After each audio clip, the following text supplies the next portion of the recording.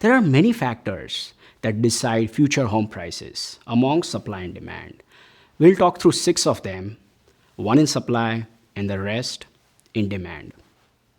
Let's start with supply first. Over the next 20 years, we'll see an increase in supply due to multiple factors. The first being conversion of hotels and offices into homes.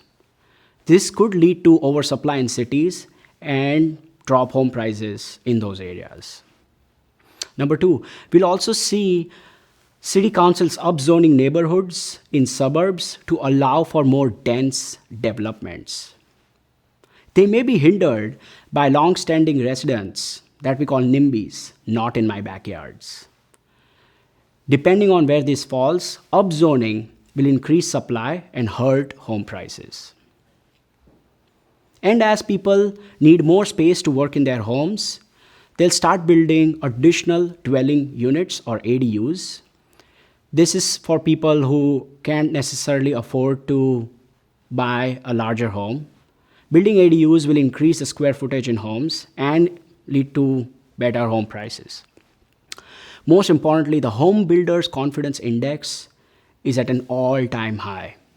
This will result in oversupply sooner or later. In markets where people build more than required and supply overshoots demand, we will see them drop home prices in the next recession. Now let's look at some demand factors. The first one is demographics. Over the next 10 years, we'll see the largest intergenerational transfer of wealth from baby boomers to millennials.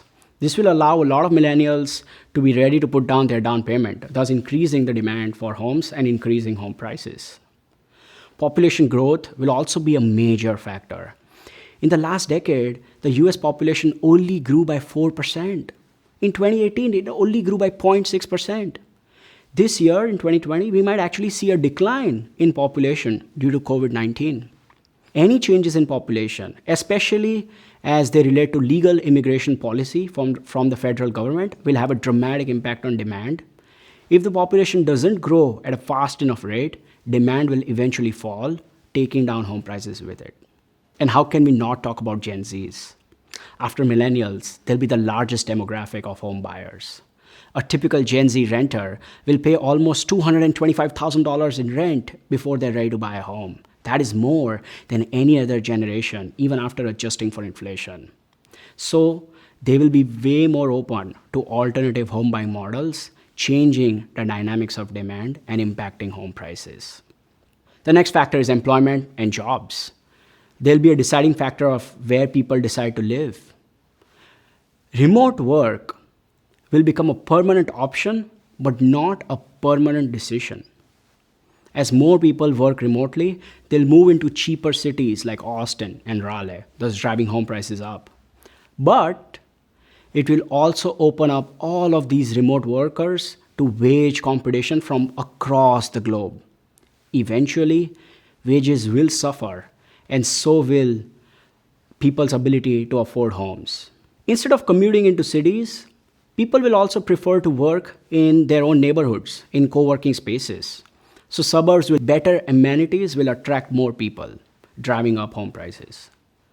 Automation will lead to a lot of permanent job losses, which will result in drops in home prices.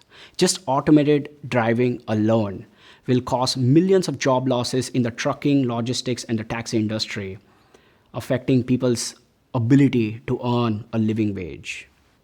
This autonomous driving will also reduce the commuting time, which is a major factor when people decide to buy homes. Cities will lose their value compared to suburbs, and for suburbs close to the cities will increase in value. With autonomous driving, parking will also become much more efficient. If your car can park itself, you probably don't need your garage anymore. These parking garages will be converted to extra square footage in homes, which will lead to an increased home prices. And any major fiscal policy in infrastructure or clean energy will create a lot of jobs as well as improve public transit and will have a dramatic positive impact on home prices. So we'll have to watch out for that. It's really hard to predict future home prices without understanding federal policy. The current low federal lending rates of 0% has increased the demand for mortgages. The Fed has mentioned that they'll keep the interest rate low for the foreseeable future, which will sustain the demand for mortgages. That will also result in a high inflation, which will lead to an increase in home prices. Homes are the biggest component of consumer price index of inflation. It's 2020. How can we ignore natural disasters as a factor in home prices? Very few places in the country, except maybe a few, are going to remain unaffected by acts of God over the next 10 years. Hurricanes, wildfires, floods have made headlines every year since the last decade and will continue to do so, and we might even see some earthquakes. This will have an impact on home prices in areas where people don't desire to live. On top of that, we are in the age of pandemics. There have been several epidemics and pandemics in the last decade alone. SARS, MERS, Ebola, Zika, swine flu, yellow fever, just to name a few. COVID-19 is just another version of the original SARS virus. We predict that a major pandemic will hit us every 5 to 15 years, and an epidemic will hit us every 2 to 3 years, leading to an increase in demand for homes in suburbs with open spaces and attics and basements. Overall, there are many factors that impact home prices, but we are pretty bullish on home prices over the next decade. Remember, there's a lot of upside left. 1 in 3 Americans, 110 million renters, are still unable to buy a home. The median age of a home buyer in the United States is now 47 years, as opposed to 30 years in the 1980s. Think about that. At Home LLC, we help these renters become homeowners.